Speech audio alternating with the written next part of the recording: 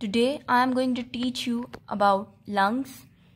Okay, lungs से start करें तो लंग्स हमारे पास इंट्रो देखते हैं. लंग्स क्या है? पेयर्स ऑफ रिस्पायरेटरी ऑर्गन्स हैं जो कि situated in the thoracic cavity. They are spongy in nature. Right and left lung separate होते हैं मीडियास्टम से और राइट लंग का वेट है 700 ग्राम. ये आ सकता है. अच्छा, अब सरफेसेस ऑफ लंग्स की बात करें तो डायफ्राम होती है, कोस्टल सरफेस होती है और मीडियास्टनल होती है. जो डायफ्राम है वो कनकेव होगी, base that sits on the diaphragm. और कोस्टल सरफेस, कोस्टल जहां भी वर्ड होगा वो कार्टिलेज रिलेटेड होगा, वो कन्वेक्स होगा और कोरिस्पॉन्ड्स टू कनकेव चेस्ट वॉल. जो मीडियास्टनल है, अब मीडियास्टनल नाम से शो हो रहा है मीडियास्टनम रिलेटेड, तो ये कनकेव होगी और मोल्ड होगी to pericardium and other mediastinal structures. और जो हाइलम है वो प्रेजेंट होगा इन द मिडल. हाइलम होता क्या है? बेसिकली ये एक डिप्रेशन है in which bronchi, vessels and nerves that forms the root enter and lungs leave. अच्छा, एपेक्स की बात करें तो हर लंग की एक ब्लंट जो है प्रोजेक्ट अपवर्ड हो रही होती है एपेक्स नेक की साइड पे, जो कि 1 इंचेस और 2 सेंटीमीटर की होती है अबव क्लेविकल. बॉर्डर्स की बात करें तो 3 बॉर्डर्स होते हैं: एंटीरियर बॉर्डर, पोस्टीरियर बॉर्डर और इंफीरियर बॉर्डर. जो एंटीरियर बॉर्डर है वो थिन ओवरलैप होगा करेगा हार्ट को, जो कि प्रेजेंट होगा on the left lung near the cardiac notch. Cardiac notch यानी हार्ट रिलेटेड, तो ये हार्ट की साइड पे एक नॉच फॉर्म हो रही होगी, उसको कहा गया है. अब पोस्टीरियरली देखें तो थिक होती है और बिसाइड वर्टिब्रल कॉलम ये लाई कर रहा होता है. इंफीरियरली देखें तो डायफ्राम, जहां भी इंफीरियर का वर्ड आएगा वो मोस्टली डायफ्राम साइड होगी. नेक्स्ट हम देखते हैं राइट लंग के फिशर्स को.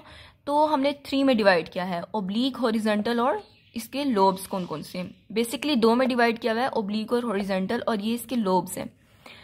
अच्छा, जो ओब्लीक है वो रन कर रहा है इंफीरियर बॉर्डर और अपवर्ड, और ये बैकवर्ड क्रॉस करता है through medial and coastal surfaces को, और ये कट करते हैं पोस्टीरियर बॉर्डर को अबाउट 2.5 इंचेस यानी 6.25 सेंटीमीटर बिलो एपेक्स. एपेक्स जो है वो उसका पॉइंटेड एंड है. अब हॉरिजॉन्टल की बात करें तो ये रन कर रहा है horizontally across the coastal surface at C4, ठीक है, to meet oblique fissure in maxillary line. अब ये इंपॉर्टेंट है कि किस लेवल पे, कोस्टल सरफेस के किस लेवल पे आके मीट करता है ओब्लिक फिशर से, तो C4 फिशर से, तो C4. अब है लोब्स. इसके अपर लोब होता है, मिडिल लोब होता है और लोअर लोब होता है. इसमें 3 लोब्स आ जाते हैं हमारे पास, जबकि अगर हम लेफ्ट को देखें तो इसमें 2 लोब्स आ जाते हैं, और इसका सिर्फ एक ही ओब्लिक में इसको हमने डिवाइड किया हुआ है, जो कि सिमिलर है राइट लंग की तरह. राइट लंग में हमने जैसे कि देखा था, तो ये दोनों सिमिलर हैं, राइट लंग के फिशर्स भी और लेफ्ट लंग के फिशर्स भी ओब्लीक पार्ट में. नेक्स्ट हम देखते हैं लंग्स के लोब को. अब वो लंग्स के लोब होते हैं पैरामिडल शेप के. एपेक्स होती है इनकी टूवर्ड्स लंग्स. रूट हमेशा नीचे होती है और एपेक्स पॉइंटेड एंड है, तो देखें ये लंग्स की शेप है तो नीचे की साइड पे होगी.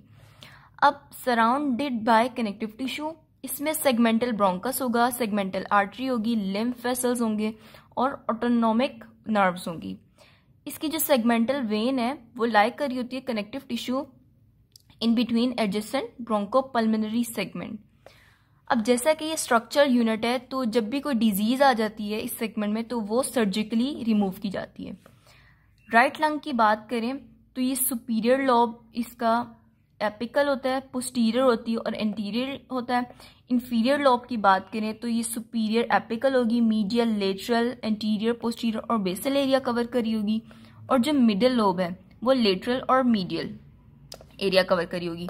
जबकि लेफ्ट लंग की बात करें तो इसमें सिर्फ सुपीरियर और इंफीरियर होते हैं, मिडिल नहीं होता. सुपीरियर की बात करें तो apical, posterior, anterior, superior lingular और इंफीरियर लिंगुलर. आप यहाँ देख रहे हैं कि डिफरेंस पॉइंट सिर्फ ये दोनों पॉइंट्स, सुपीरियर लिंगुलर और इंफीरियर लिंगुलर. अब इंफीरियर की बात करें तो सुपीरियर एपिकल ये ऑलमोस्ट सेम है. देखें बेसल इसमें भी है, लेटरल उसमें भी है, एंटीरियर इसमें है, पोस्टीरियर भी, मीडियल भी और सुपीरियर एपिकल भी. और जबकि मीडियल जो मिडिल लोब है वो प्रेजेंट नहीं होता. नेक्स्ट अगर हम ब्लड सप्लाई की बात करें लंग्स की, तो जो ब्रोंकियल आर्टरीज हैं वो सप्लाई कर रही होती हैं ब्रांच ऑफ डिसेंडिंग आयोटा, और जो ब्रोंकियल वेन्स हैं वो कहाँ से आ रही होती हैं, कम्युनिकेट करती हैं पहले ये पल्मोनरी वेन्स के साथ और फिर ये ड्रेन होती हैं एजाइगस और हेमीजाइगस वेन्स के साथ।